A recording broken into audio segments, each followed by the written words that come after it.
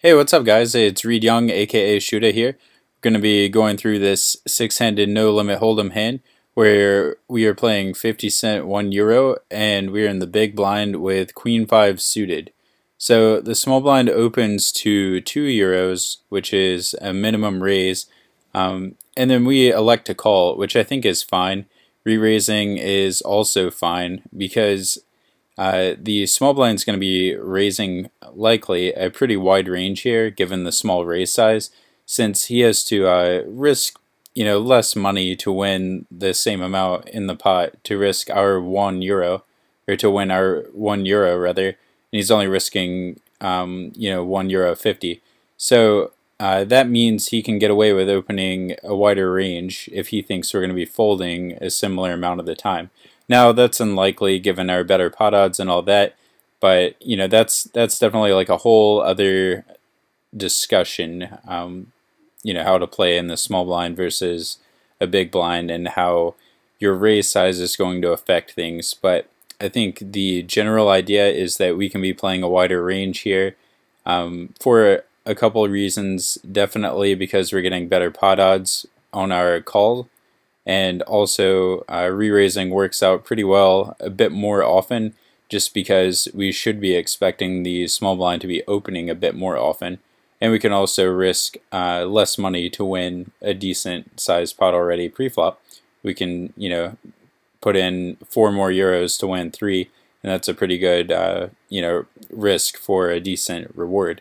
So we like to call. I think it's good.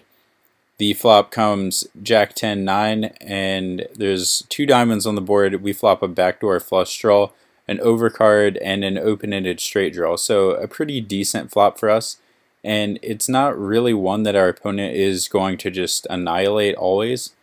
It's pretty easy for him to have a pair and some other equity like a straight draw or a flush draw to go along with it. But I think in general people are going to be continuation betting these types of boards a bit too often for how likely it is they're going to be able to stand a raise. And by stand a raise, it's kind of a subjective idea in that a lot of people have different hands that they ascribe like enough value to be able to stand a raise here. So if someone thinks that they need like King Jack and better to stand a raise, but they're continuation betting this board 75% of the time, then if you semi-bluff raise here with hands like Queen 5 suited, you're probably profiting automatically, not to mention the times that you turn or river a straight. And a lot of the time also, the cool thing about that is that you're just going to be called on the flop by your opponent, and they're just going to check call you on the turn. So really, you almost always get to realize the equity of your hand while free rolling on your folding equity. So if at any point in the hand you don't improve, your opponent is only either calling or folding, so you don't have to worry about folding a good draw on the flop or the turn, and then you can decide what to do on the river. So the hero calls this half pot continuation bet. I think I would prefer a raise here for the reasons I just mentioned. Also, a €2 into a €4 pot bet is probably going to be weak more often than not. I mean, it's definitely a suboptimal bet sizing from the small blind, I would say, just because it's such a draw heavy board that by betting larger with a decent value range, like a balanced value range, he should expect us to be continuing with our hands like Queen 5 almost no matter what he bets, as long as it's within reason. Certainly, if he bets pot, it's not going to change much. Now if you bet like 5 times pot, then you can see how our range might change and how we might cater it differently for that bet size. But I think in general, betting pot here is going to be the best play from the small blind's perspective. So when he bets small, typically I think it's something pretty weak, and you're going to get a lot of folds by raising the flop.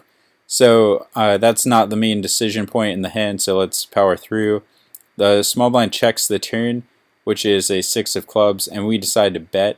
I think betting is a good idea because while we're going to be getting called a lot on the turn, we're going to have a profitable river bluff a lot of the time. Additionally, we have a ton of equity, and I don't think you have to be worried about getting check raised that often, just because so many people play passively on the turn.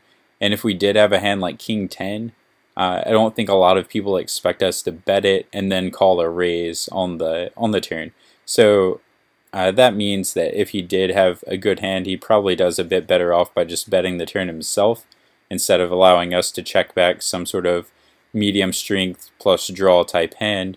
And then also it's unlikely that we're going to bet call the turn with a lot of worse one pair hands.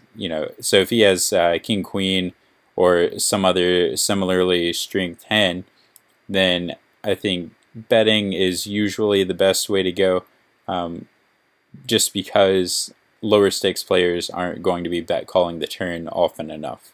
And that's of course an exploitive adjustment, but I think it's the way that the games play now, and you're welcome to ascribe your own judgments to the situation and play accordingly.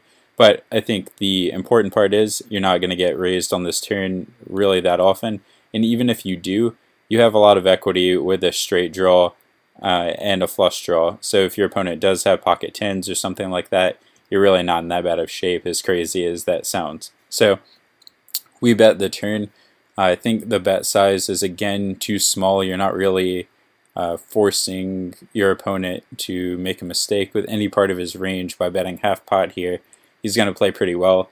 He's still going to be folding hands like ace-2, but those hands like 9-7 aren't really like, oh man, and 4 and 8, I think a lot of those hands just call again. So you're going to have to bet twice here pretty much always, and I think that you're probably just going to be better off betting larger to get more value with your made hands, and then also win a bit larger of a pot the times you get to bet twice and take it down on the river. So the money is going in either way. You might as well cater your range to that fact instead of betting smaller when no matter what you're going to be getting called. So we bet 4, we get called, and on the river 7 of clubs we get jammed into for about 5 times pot, and we ended up calling. I think it's an okay call, but I don't like it that much. And I think why I don't like it that much is because a lot of people aren't bluffing here often enough. Typically what you would see for someone to take this line, and like a good regular to take this line as a balanced play, they would be using hands like King 10 or Queen 9 that they want to bluff with. So after they check call turn, they say like, oh, well, maybe if I go all in on this river, I can get the big blind to fold a hand like King Jack or something like that. And then it turns out to be a pretty good play. But you just don't see that happening at 50 cent €1 games very often at all. And really the only question I think we have to ask ourselves is he going to be value betting a worse hand here? So if he's jamming with a jack high flush or a 10 high flush that he decided to check call with on the turn, then I think you're looking pretty good. And since he just check called the turn, I would say that's pretty likely. I don't hate the call because of that fact, but I also think that it's pretty likely that a lot of people will just check and try to call a weaker flush on the river when our range appears fairly strong anyway, or maybe even check raise the river. So I guess there's a lot of thoughts that I've been saying that go into the river decision here. What I think is interesting, and it basically just means that the small blind is likely a poorer player, is that check raising here could be in general more plus EV than would be this shove. So when he makes this shove, it's unlikely that he is going to be called by a worse hand, often at all. There's really only a few combinations. You guys can see he ended up having a king high flush, which is a pretty terrible way to play it on the turn, especially. I think it's if you're trying to balance it, then you're turning hands into a bluff here, and because people aren't turning hands into bluffs at €100, It's just, hey, I have a king high flush basically. So I think hero folding a queen high flush might be a bad idea, but if somehow you had 4 or 5 of clubs here, something like that, I think you could fold it extremely easily against almost anyone who plays €100 buy-in games. So let me know what you guys think about the hand. Do you think you would fold this hand? I don't think it's a great idea, but maybe you guys who play a bit lower have a little bit more experiences in these spots and just think that people always have the nuts, or I mean, they're never bluffing, so if they just always have the nuts, then maybe we should always be folding. Let me know what you guys think in the comments section, and I will talk to you there. Take care.